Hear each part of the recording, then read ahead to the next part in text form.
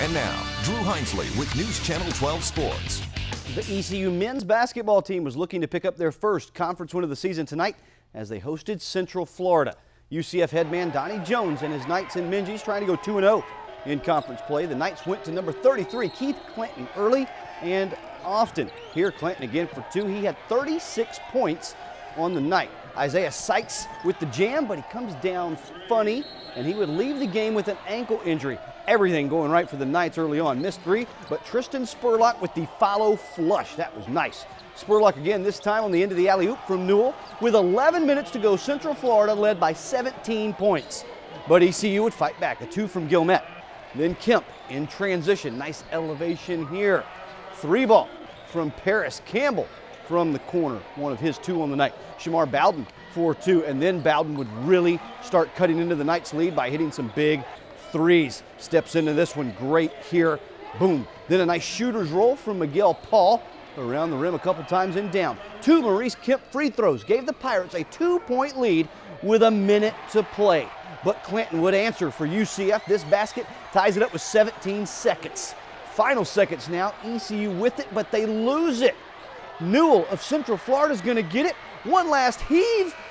Almost. That was close, folks. We go to overtime where Clanton continued to come up clutch. Great shot there. Ty Armstrong on the other end with a nice move for the score for the Pirates. Another Clanton jumper would tie it at 85 with 14 seconds to play in overtime. Less than 10 seconds to go. Corvin Gaines didn't attempt a shot all night. He throws this one up.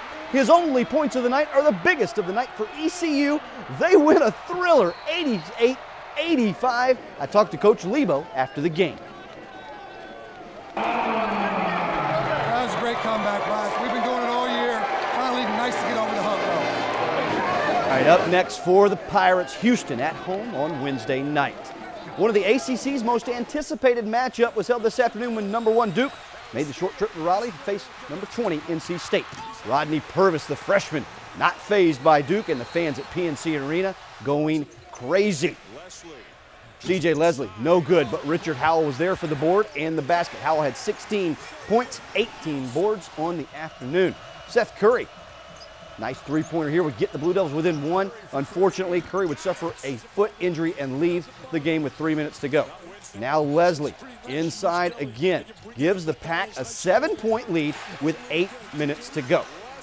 But Mason Plumlee was still out there for Duke, and he kept fighting. Nice shot inside, up and under basket, but in the end, it was C.J. Leslie and his 25 points that would prove to be too much for number 1 Duke. NC State 84, Duke 76. Students rushed the floor after beating number 1 for the first time in 9 years.